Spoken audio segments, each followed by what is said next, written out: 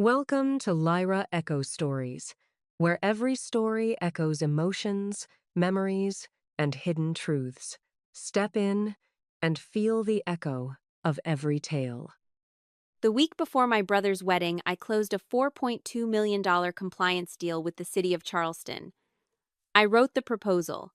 I structured the bid. I sat across from the procurement board in a room that smelled like old coffee and municipal carpet and answered every question they had about bonding capacity, project timelines, and liability frameworks. The board chair asked me to walk them through the risk mitigation strategy for the Calhoun Street project, and I did it from memory, no notes, because I had written every line of that strategy myself in my home office at midnight 3 weeks earlier. I did this in a navy blazer and flat boots because I don't own heels that survive a job site, and the city of Charleston doesn't care what you wear as long as your numbers hold up.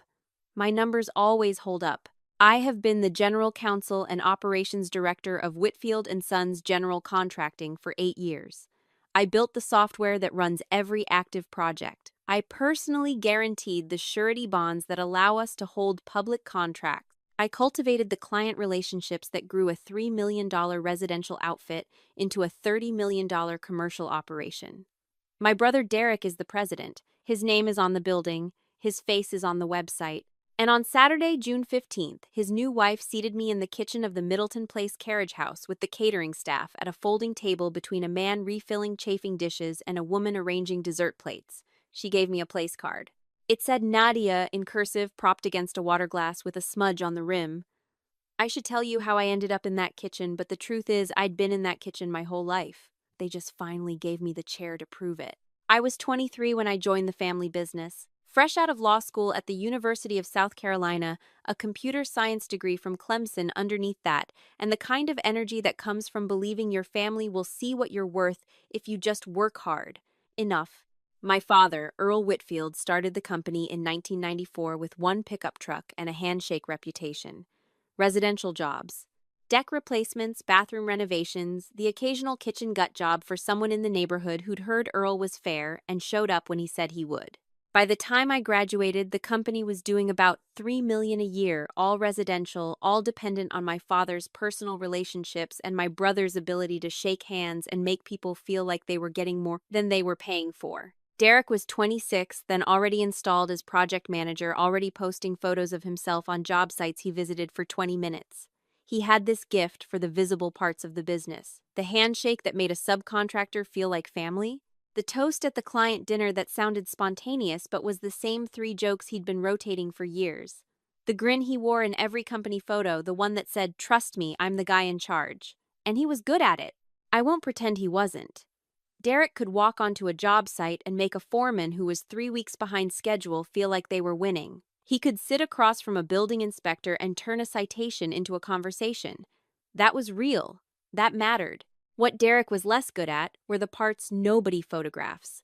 The contract language that determines whether a cost overrun bankrupts you or stays containable.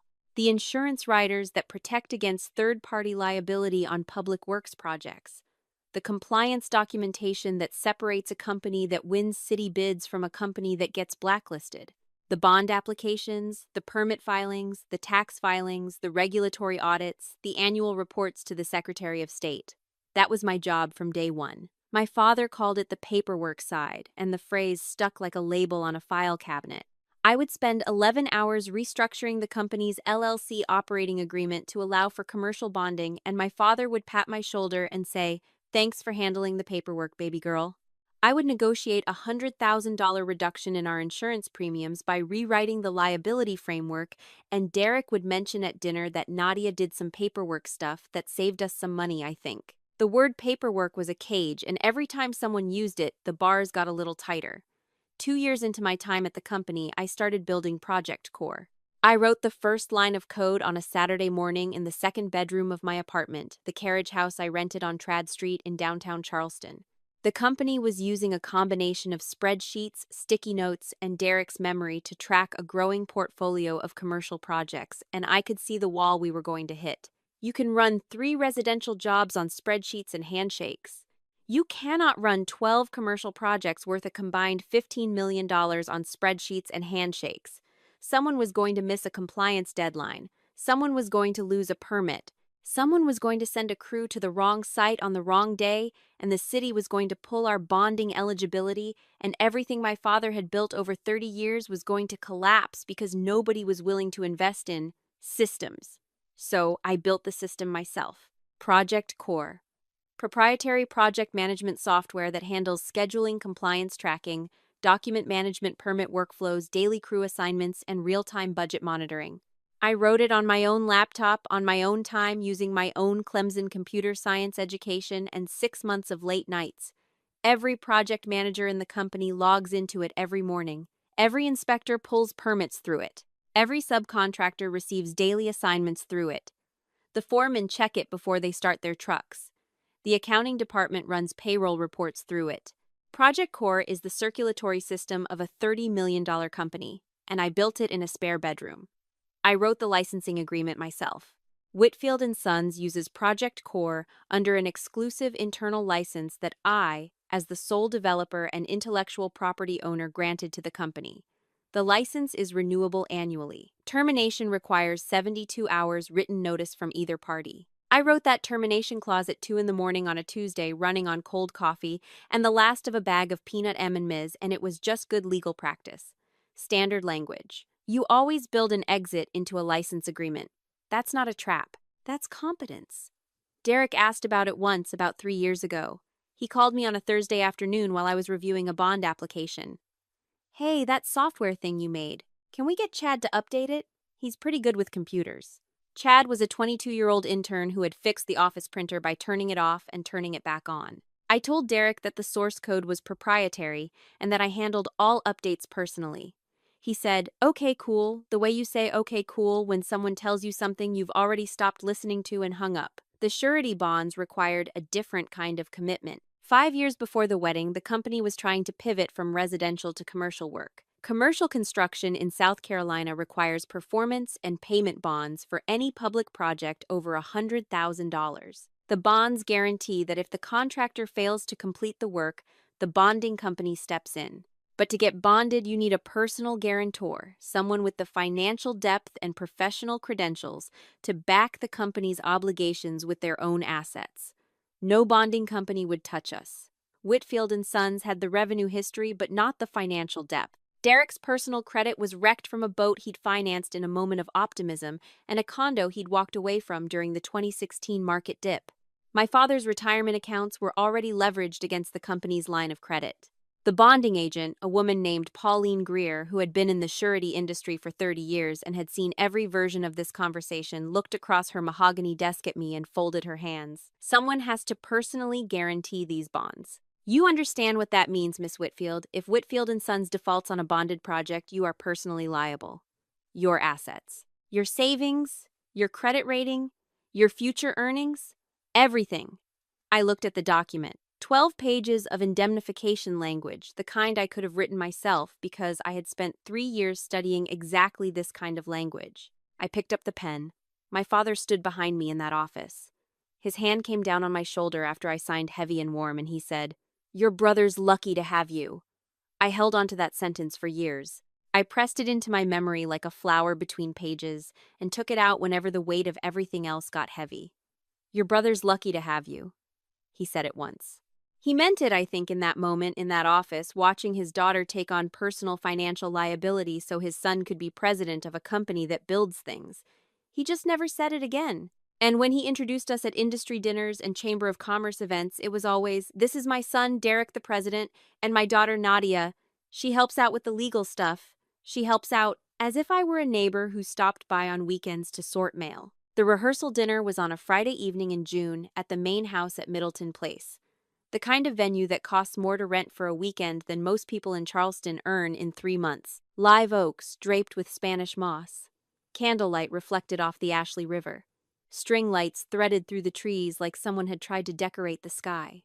Vanessa had planned every detail with the precision of a woman who treated a wedding as a stage production, and every element as either a prop or an audience. Vanessa Cole, 29 years old, event planner from a family in Savannah with old money and new opinions about how that money should be displayed. She met Derek at a charity gala 6 months before the wedding. I was there that night. I watched her cross the room toward my brother with the focus of someone who had already done the math. Derek was tall, loud, confident president of a $30 million construction company. His name was on a building. His photo was on a website. Vanessa saw the surface and bet on it, and I don't blame her for that. People marry the version of the story that looks best in a frame. The first time I had dinner with Vanessa, she asked what I did at the company. I told her general counsel and operations director. She tilted her head and smiled. Oh, so you handle the admin side.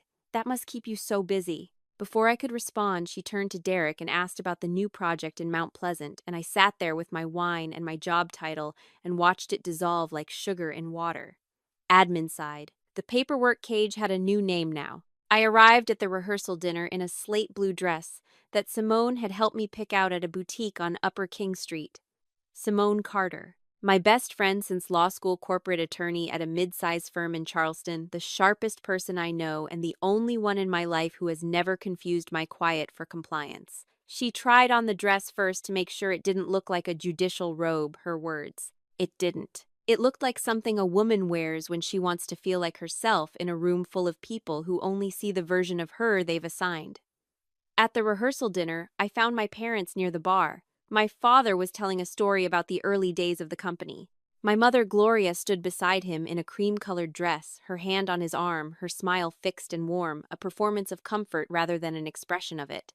Derek spotted me from across the room and waved me over. Hey, come meet Vanessa's folks. He put his arm around my shoulder and steered me toward a couple in their 60s. The father had silver hair and a watch band that cost more than my car payment. The mother had pearls and a handshake that lingered exactly long enough to assess. Derek said, "This is my sister Nadia. She helps with the legal stuff at the company." Helps with. The same phrase. Every time the same phrase delivered with the same casual warmth as if he were complimenting me, as if helps with were generous. Vanessa's mother smiled the way people smile when they've already placed you as the assistant and asked if I'd tried the shrimp puffs. My father was 3 feet away. He was looking at the river. He had heard it. He said nothing. The conversation drifted as rehearsal dinner conversations do toward the company. A family friend named Arthur Beecham, a retired contractor who'd known my father for decades, started talking about how Whitfield and Sons kept winning City of Charleston contracts. That's a brutal procurement process, Arthur said, swirling his drink. City of Charleston doesn't hand those out because you're a nice guy. Someone over there must really know their compliance game. Derek leaned back in his chair and grinned. We've got a great team. Really solid team effort. I sipped my drink and said nothing. The city's procurement director, James Okafor, had insisted on a personal clause in our master services agreement 3 years ago. The clause specified that I, Nadia Whitfield, had to remain as lead counsel and project compliance officer for all city work. If I left the city, reserved the right to terminate or renegotiate every active contract within 60 days. James told me once during a coffee meeting after a contract review sitting in the cafe off Broad Street, where the sunlight came through the front windows and fell across the table in long rectangles. The company is the company Nadia, but you're the reason I keep signing. That clause was worth $18 million in active municipal contracts. $18 million. And I sipped my drink in a slate blue dress and said absolutely nothing because saying something would have meant making a scene, and Whitfield women don't make scenes. We absorb them. Vanessa was moving through the room, touching elbows, laughing bright and loud, a laugh aimed at the audience rather than the joke. At one point, she stopped near a cluster of her friends and said something I wasn't meant to hear but did. His sister, she handles paperwork or something. She doesn't run anything. She's sweet, though. Very helpful. She doesn't run anything. I excused myself and walked to the bathroom. The Middleton Place bathrooms have marble counters and soft lighting and tiny bottles of hand lotion that smell like lavender. I locked the door and called Simone. "How's the circus?" she answered. "Vanessa just told a group of people I don't run anything. Tell me you're surprised so I can laugh at you." Derek introduced me as, "She helps with the legal stuff." Again, Simone went quiet. When Simone goes quiet, it means she's too angry to construct a sentence that doesn't contain profanity. Then, in a low voice, Nadia, "I know. Why are you still there? Because he's my brother. Because he's getting married. Because I love him and this is his weekend. You can love someone and still stop letting them use you as a doormat with a law degree. It's one weekend, Simone. It's been 8 years. I hung up and looked at myself in the mirror. The slate blue dress, the gold pendant from my grandmother tucked inside the neckline, resting against my chest where nobody could see it. My grandmother gave me that pendant when I was 16, pressing it into my palm with both her hands. She said, "This was my mother's. She worked her whole life and never got her name on anything. You're going to be different, baby." I wore it every single day, tucked under my shirt out of sight. Like a promise I kept making but never out loud. The rest of the rehearsal dinner passed the way these events pass when you've been assigned a role and have agreed to play it. I smiled when Vanessa's father made a toast about his daughter finding her match. I laughed at Arthur's stories about the old days, when Earl showed up to jobs in cutoff shorts and built decks with his bare hands and a circular saw that had no safety guard. I ate the scallops and the risotto and drank 2 glasses of wine and made small talk with a cousin of Vanessa's from Atlanta who asked me 3 times what I did for a living and 3 times forgot the answer. Around 10 o'clock, the party wound down. People moved toward the valet station, in clusters laughing, holding each other's elbows. Derek hugged me on his way out. A real hug, arms all the way around, chin on my shoulder. "Thanks for being here, Nadia. Means a lot." He smelled like bourbon and aftershave and the lavender soap Vanessa had probably put in his bathroom. And I hugged him back because he meant it, and because meaning it for 5 seconds at the end of the night doesn't undo the rest of the night, but it also doesn't stop being real just because the rest of the night was what it was. I walked back to my hotel room alone, heels in my hand, gravel from the parking lot pressing into the soles of my bare feet. The night air was warm and heavy with jasmine. A frog was singing from somewhere near the reflecting pool, one note repeated, patient and purposeless. In the hotel room, I sat on the edge of the bed and pulled out my phone. The Project Core admin dashboard glowed on the screen. 23 active projects, 14 crew teams, 6 pending permit applications. All of it running on software I had built in a spare bedroom. I swiped to my email. A folder labeled Indemnification contained every surety bond document the company held, each one bearing my signature, my personal guarantee, my financial life pledged against the company's ability to perform. One more swipe brought up James Okafor's contact card. The man whose signature was worth $18 million in active contracts and whose trust was built on years of coffee meetings with me personally, not with the company, not with Derek, with me. I held the phone, the way you hold something that could change everything if you press the right buttons in the right order. The screen glowed against the dark hotel room ceiling when I tilted it. 3 tools, 3 exits, 3 doors that I had built into the architecture of a company that treated me like furniture, and all I had to do was open them. I set the phone on the nightstand. I turned off the lamp. I lay there in the dark for a long time, listening to the air conditioner cycle and the occasional car on the highway and the silence that fills a room when you're the only person in it and you've run out of excuses to pretend. That's a choice. I went to sleep eventually. The peace was still worth keeping. That's what I told myself. I said it inside my head like a sentence on repeat, the way you say something you need to believe until you can fall asleep believing it. The peace was still worth keeping. Saturday morning came heavy with June light in the low country, bright and thick the air, already loaded with humidity by 7:30. A knock on my hotel room door. I opened it to find my father in the hallway, dress shirt rolled to the elbows, suspenders loose around his hips, standing with the posture of a man who'd been sent to deliver a message he hadn't written.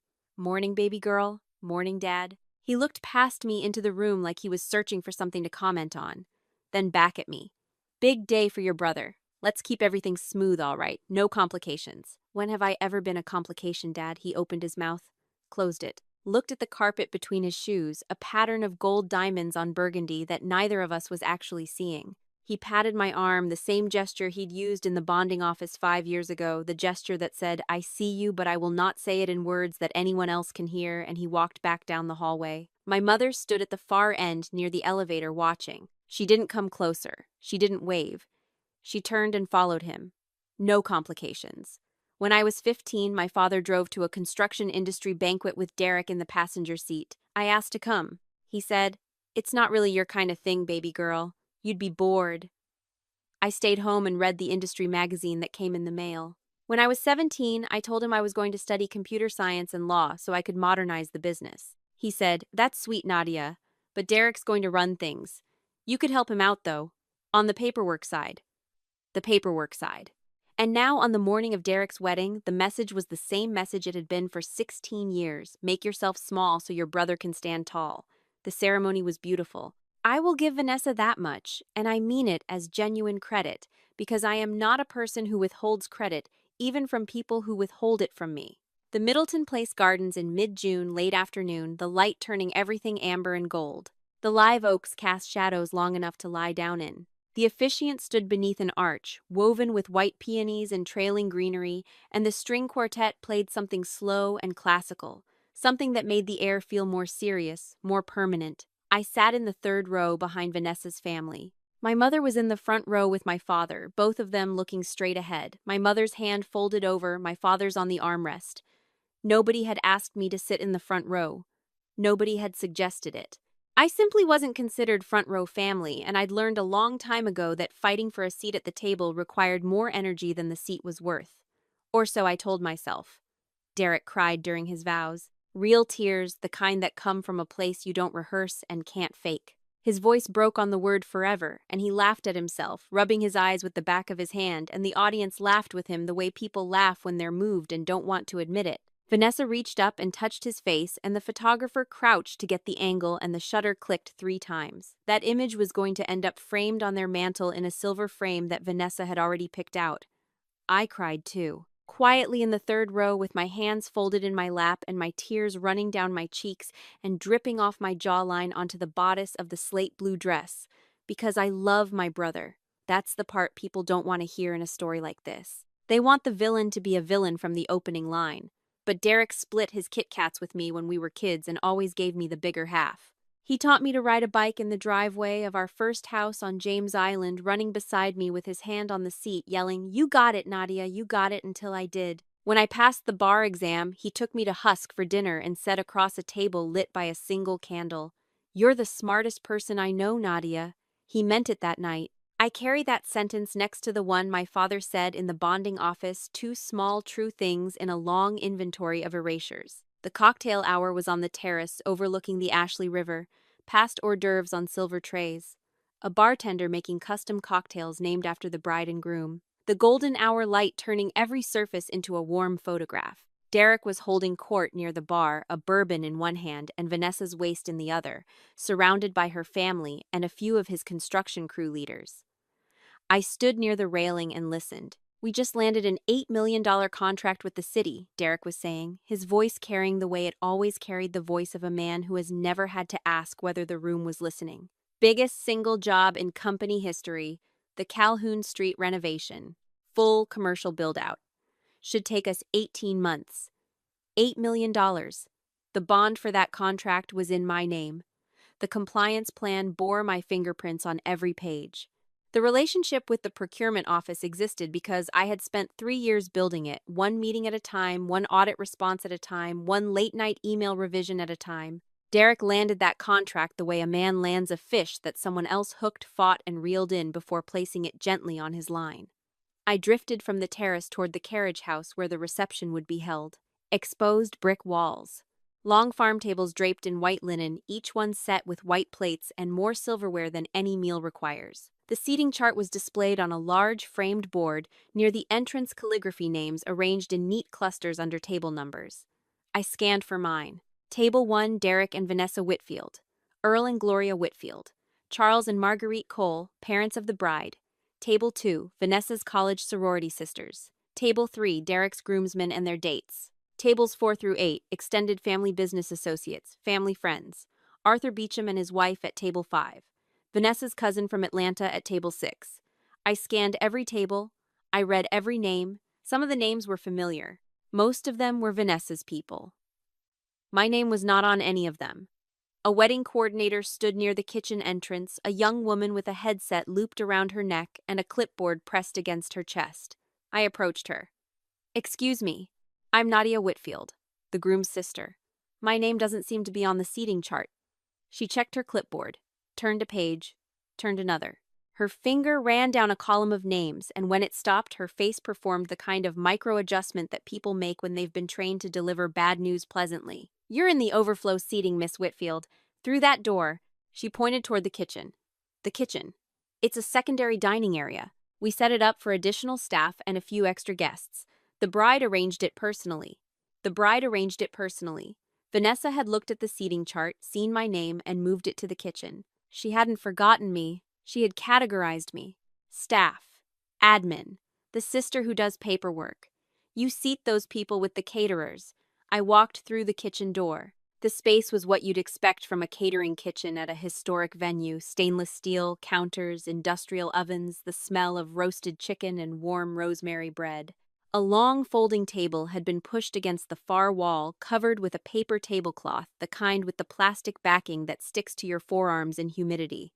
6 folding chairs. 3 of them were occupied by caterers on their break, still in their black aprons, eating plates of food they'd served to the other guests minutes ago. And there, propped against a water glass with a visible smudge on the rim, was a place card in the same calligraphy as every other card at the wedding. Nadia. Same handwriting, same ink, same calligraphy pen that had written Derek and Vanessa on the head table card and Charles and Marguerite on the parents of the bride card and Arthur and Helen on table 5. The same hand that wrote those names on those cards for those tables had also written my name on this card at this table in this kitchen. The calligraphy was beautiful. I will give whoever wrote it that. I sat down. I sat down because that's what I had been doing for 8 years. Absorbing the insult, accepting the diminishment, filing the pain in the same drawer where I filed everything else that hurt my father's paperwork label. Derek's, she helps out introductions. Vanessa's, she doesn't run anything. I sat down at a folding table in a kitchen while 140 guests celebrated my brother's wedding in a room full of crystal and candlelight at tables with porcelain plates and real glasses without smudges and real chairs. That didn't fold. A server brought me a plate. The same food as the reception, plated with slightly less care.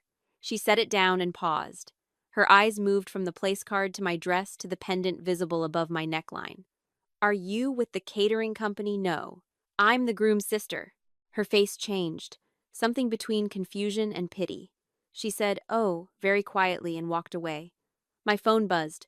A text from James Okafor. "Congrats on the Calhoun Street milestone. Your team hit every benchmark this quarter. Looking forward to phase 2. He was texting about a project I had shepherded from initial bid to active execution over 14 months.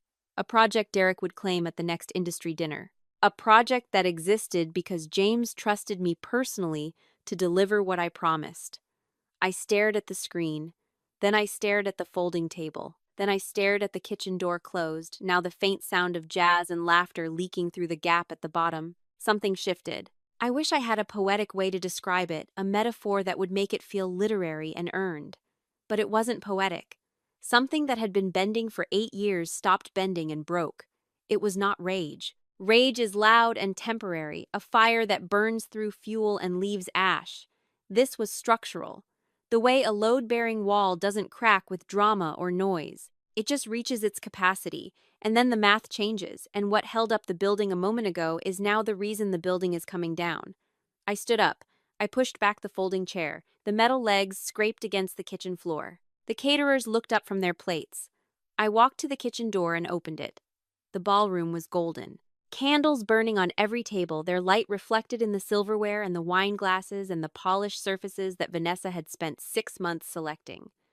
The jazz trio was playing something slow and elegant. Vanessa was at table 1, laughing, her hand on Derek's arm, her head tilted at the angle that photographs well. Derek had his arm draped over the back of her chair, a glass of bourbon in his free hand, the posture of a man who has never once considered that the ground beneath him was built by someone else. My father leaned back in his chair with the quiet satisfaction of a patriarch surveying the empire he was certain he had built. My mother sat beside him, her smile smooth and untroubled, the expression she had worn at every family event for as long as I could trace back, the one that said, "Everything is fine, everything has always been fine, please don't say anything that makes this untrue." Nobody had come looking for me. Nobody had walked through the kitchen door and said, "Where's Nadia?" Nobody had scanned the room and registered my absence because my absence was not something this family had ever been trained to notice. I was the paperwork. I was the legal stuff. I was the sister who helps, and helping does not require a presence at the table, only a proximity to the work. I pulled out my phone. The first email took 11 seconds to send. I had composed it months ago. It lived in my drafts folder, the way a fire extinguisher lives in a wall cabinet, not because you want a fire, but because you understand how buildings work and buildings can burn. The email was addressed to Derek, my father, and the company's registered agent. Subject line: Notice of License Termination, Project Core Software Platform. The body was 4 sentences of language I could have written in my sleep because I had written the original agreement, because I had written every agreement this company had ever executed, pursuant to Section 4.2 of the exclusive license agreement dated the 14th of March 2021. I am providing 72 hours written notice of termination of the license granted to Whitfield & Sons General Contracting LLC, effective 9:00 p.m. Eastern Tuesday, June 18. All access credentials will be deactivated at that time. This notice is irrevocable. Send. The second email went to Pauline Greer at the bonding company. Subject line, formal notice of withdrawal as personal guarantor.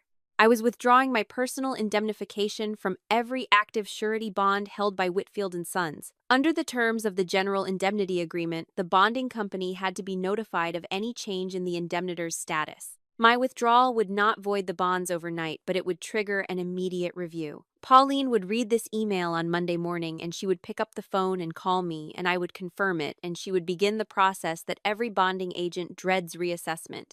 Without a qualified personal guarantor, Whitfield & Sons could not be rebonded. Without bonds, they could not hold public contracts. Without public contracts, they lost the City of Charleston portfolio. $18 million suspended on the question of who was willing to put their name on the line. Send. The third email went to James Okafor. Subject line, resignation and notification, under MSA Personal Clause. I was resigning my position as lead counsel and project compliance officer for Whitfield & Sons, effective immediately, and formally notifying the City of Charleston that the personal clause in our master services agreement had been triggered. The clause gave the city the right to terminate or renegotiate all active contracts within 60 days of my departure. James did not have to pull the contract, but I had sat across from him in city conference rooms for 3 years, and I had watched him write that clause into the agreement himself in his own handwriting in the margin of a draft I'd submitted. He wrote it because he trusted me. If I was gone, the trust went with me. Send. 3 emails, 30 seconds. $30 million in active projects now suspended between a 72-hour software deadline, a bond review that could take months to resolve, and a city procurement director who had just been informed that the only person he trusted at Whitfield & Sons was no longer there. I put my phone back in my purse. I smoothed the front of my slate blue dress. I touched the gold pendant at my collarbone.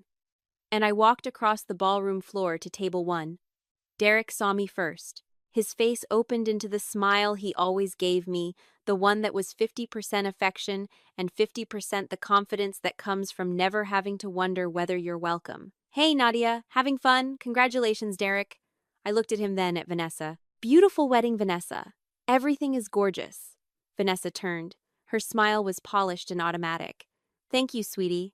I hope the overflow area wasn't too uncomfortable. We were just so tight on space. Mom. Dad. I looked at my mother, whose hands were folded in her lap, and my father, whose bourbon was half finished and whose expression was open and unsuspecting. I'm leaving. Derek's smile faltered by a fraction. Leaving. It's barely 9 o'clock. Leaving the company. The jazz trio played a bar and a half of something by Coltrane. A waiter crossed behind me carrying a tray of chocolate mousse in crystal cups.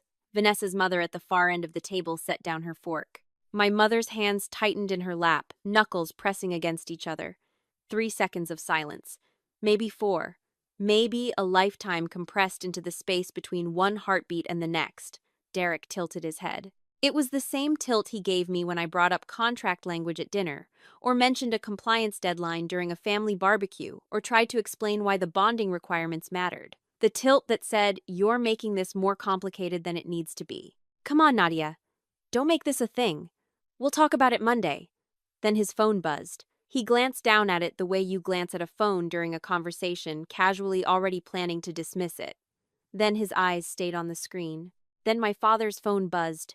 Then, from somewhere deeper in the ballroom, another phone buzzed and another, because Project Core had just pushed an automated system notification to every registered user in the company: licensee expiration notice. All system access will terminate in 72 hours. Contact your system administrator for details. The system administrator was me. There was no other system administrator. There had never been another system administrator. I watched the color leave Derek's face. It went slowly at first, like he was trying to process the notification as a glitch, a mistake, a thing that couldn't be real. Then quickly, as comprehension arrived, "What did you do?" His voice had dropped. The charm was gone. Underneath it was something thinner and less constructed. "I didn't do anything, Derek. I stopped doing everything." Vanessa grabbed his arm. Her smile was gone too. "She's bluffing, Derek. She doesn't run anything. Tell her she's bluffing." My father stood up. His chair scraped against the floor, a sound that cut through the music and the murmur of conversation at the nearby tables. He set his bourbon down on the tablecloth. And for 1 second, 1/2 second that I will carry with me for the rest of my life, I saw something in his face that I had never seen directed at me before. He was afraid. "Nadia." His voice was careful. "Sit down. Let's talk about this. You had 8 years to talk about this, Dad." I looked at the head table, at the six-place settings, at the chairs that belonged to the people who were considered principal. "You had a seat at this table to talk about this." I looked at the space where my chair would have been if anyone had considered putting one there. There was no space. There had never been a space. "Enjoy your evening." Derek stood up. His chair scraped against the floor, a mirror of our father's movement seconds earlier. "Nadia, wait. Just wait. You can't just—" He looked at his phone again, then at me, then at our father, then back at me. His mouth was open, but no words were coming out because for the first time in his life, the situation required something more than charm, and charm was all he had. Vanessa put her hand over her mouth. Her eyes were wide and fixed on Derek's phone screen, reading the notification over his shoulder. The bride who had arranged a folding chair in a kitchen for the woman who guaranteed every bond her husband's company held was now reading the consequences of that arrangement in real time in a system font on a 6-inch screen. My mother had not moved. She sat in her chair at table 1 with her hands in her lap and her smile gone and her face the color of the tablecloth. She looked at me the way she had looked at me my entire life, as if I were doing something wrong by existing at the wrong volume. I turned and walked across the ballroom. Through the foyer, past the floral arrangements, Vanessa had spent months selecting past the guest book that nobody had asked me to sign, past the framed engagement photos where Derek and Vanessa smiled in golden light with their whole future arranged in front of them like a table setting. The front door of the Middleton Place carriage house opened onto a night that smelled like jasmine and river mud and warm grass. The parking lot was gravel. Cicadas in the live oaks, loud and mechanical, the sound that summer makes in the South Carolina low country when nobody is talking. I got in my car. My hands were shaking, both of them gripping the steering wheel, trembling in a way I could not control and did not try to stop. I sat in the driver's seat for a full minute, engine off, windows down, listening to the cicadas and the distant sound of jazz from inside the carriage house where my family was processing what had just happened. I called Simone. She answered on the second ring. "How bad?" "They put me in the kitchen." What Vanessa rearranged the seating. Folding chair, kitchen, between the caterers. Simone went quiet. When Simone goes quiet, it means she is too angry to construct a sentence that doesn't contain profanity. Then, slowly controlled, "What did you do?" "Everything." Everything meaning, what project core? The bonds. "James." "All 3. More silence. Longer this time. Then in a voice I had never heard from her before, soft and certain and without a trace of humor, "Good. Is it good, Nadia? Is it good that you stopped letting people who seat you in the kitchen control your entire professional life and your financial future and your self-respect?" "Yes, it is good." Yeah. Call me when you get home. I'll be up." I started the car. The engine turned over on the first try, which seemed like a small miracle given that everything else in my life had just detonated. I pulled out of the gravel lot and onto the 2-lane road that leads away from Middleton Place. In the dark, the live oaks on both sides form a canopy overhead, and the road feels like a tunnel, like you're driving through something rather than away from it. I turned on the radio. A song came on, something with a guitar line that I liked. Something that made the car feel less empty and the night feel less permanent. I turned it up. I did not cry. I was not exactly sad. I was something that lives on the other side of a decision you have been deferring for years. Lighter, emptier, like a building after the furniture has been moved out and you can finally hear how the rooms actually sound. Sunday morning. My apartment on Trad Street. Coffee in the blue ceramic mug Simone gave me for my 30th birthday, the one with a chip on the handle that I refuse to replace because the chip is part of it now. My phone sat on the kitchen counter screen down, and I let it sit there for a long time before I turned it over. 17 missed calls from Derek, 4 from my father, 6 texts from numbers I didn't recognize, which I guessed were project managers who had seen the termination notice and were trying to reach the only person who could reverse it, and 1 text from my mother. It was the only message she had sent, and it said, "How could you do this to your brother on his wedding day?" I read it twice. The second time was slower, not because I needed to understand the words, but because I was marveling at the consistency. How could you do this to your brother? Not how could your brother's wife seat you in the kitchen, not how could we let this happen. How could you do this to your brother? Even now, even after all of it, the framing was the same. I was the actor. Derek was the one acted upon. My leaving was an injury to him. His dismissal of me was just the way things were. I typed back, "I didn't do this to Derek. I stopped doing it for Derek. There's a difference, Mom. He just never had to learn it because I was always there to carry it." I read my own text 3 times before I sent it. Then I sent it and set the phone face down on the counter and poured more coffee. The Sunday morning light came through the kitchen window and fell across the counter in a bright, warm stripe, and I stood in it for a while, my hands wrapped around the mug, drinking coffee I had made in my own kitchen, in my own house paid, for with my own money earned from work that mattered, even if the people I did it for never said so. 4 months later, on a Tuesday in October, I signed a lease on 1,200 square feet of office space in a converted warehouse on Upper King Street. The building had exposed brick-tall windows and the kind of natural light that makes you want to stay past 5. The sign on the door said Whitfield Legal and Compliance LLC. My name, my firm, nobody else's. I hired 1 employee, Tessa Morant, a paralegal who had worked at Whitfield & Sons for 6 years. She quit the Monday after I left. When I asked her why, she said, "I spent 6 years watching you carry that company. I'm not going to work for the people who put you in the kitchen." I gave her a raise and a desk by the window. James Okafor called me 2 weeks after I filed the incorporation papers.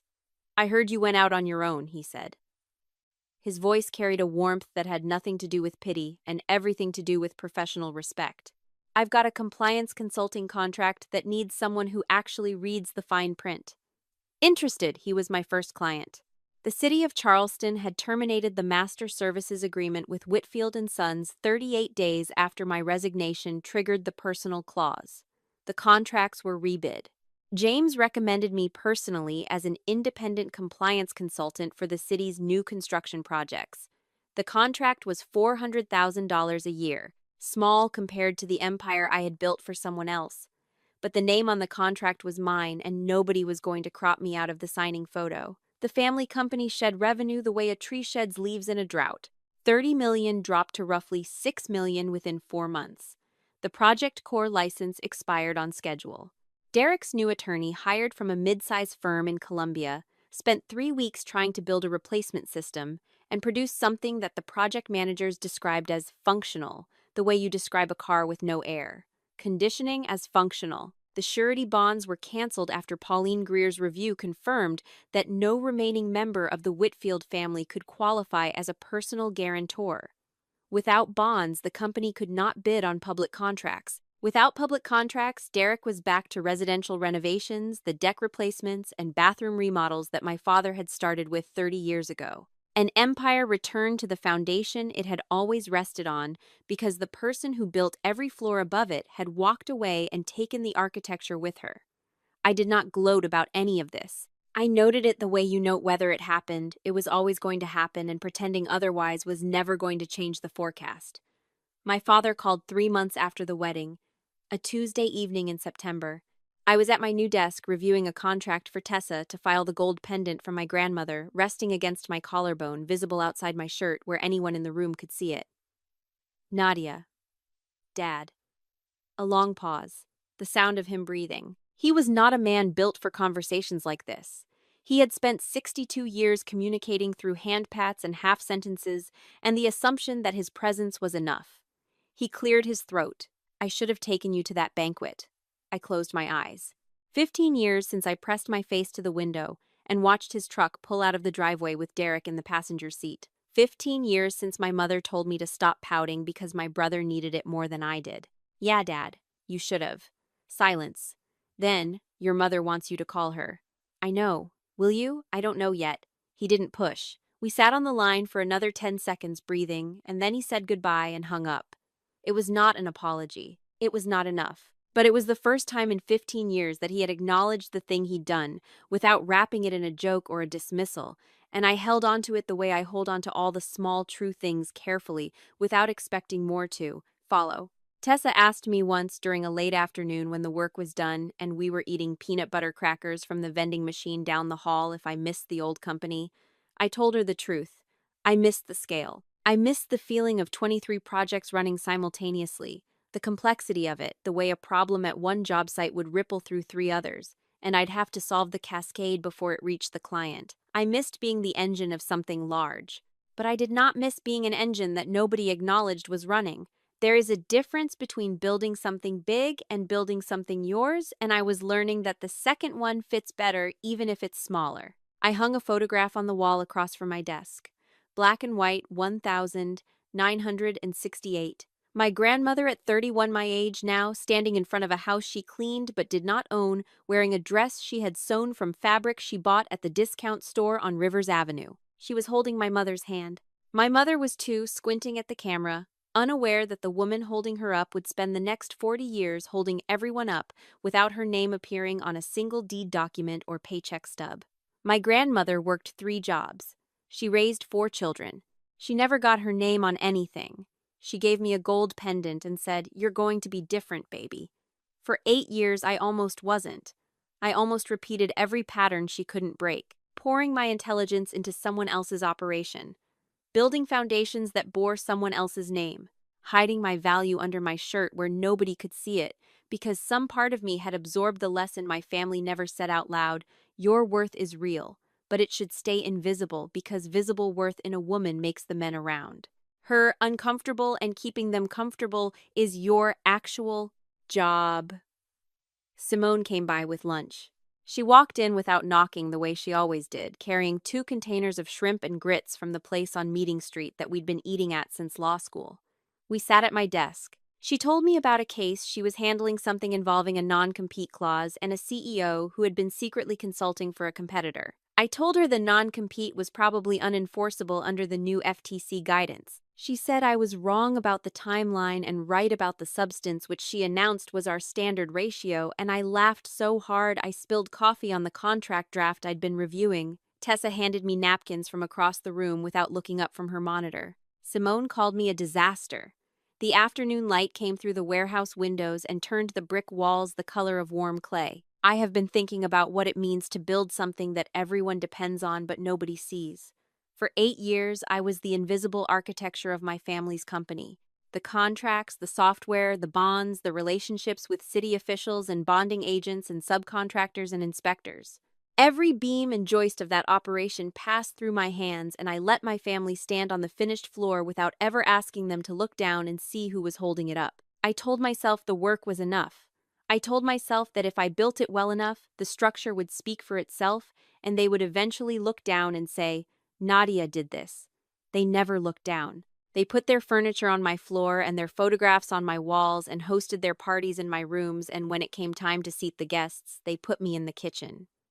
I used to call that humility. I used to tell myself that staying quiet about my contributions was a form of strength, the noble approach, the mature thing. Simone called it self-erasure 3 years ago, and I argued with her for an hour on the phone while sitting in my car in the Whitfield & Sons parking lot.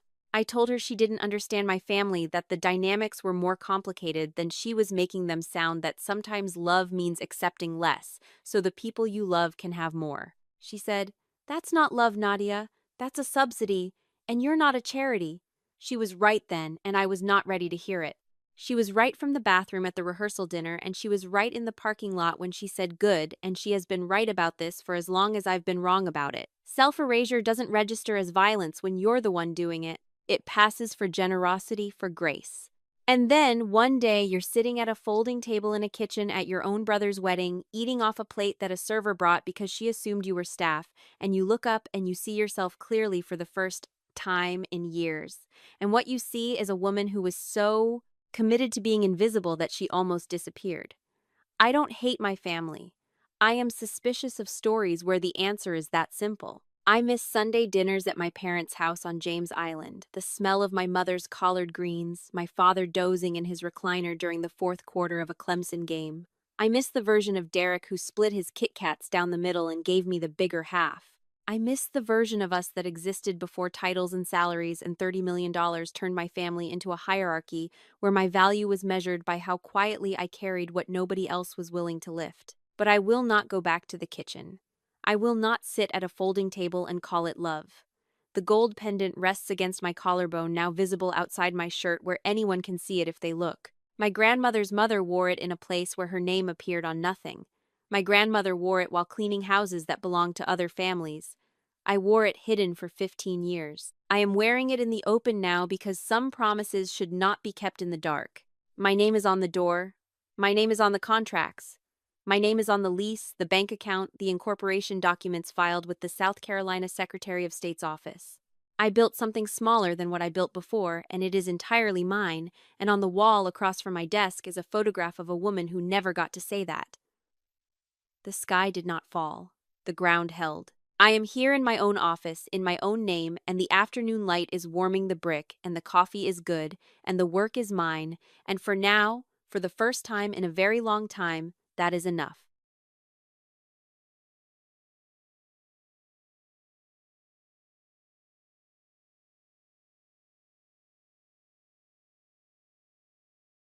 Thank you for being part of Lyra Echo Stories.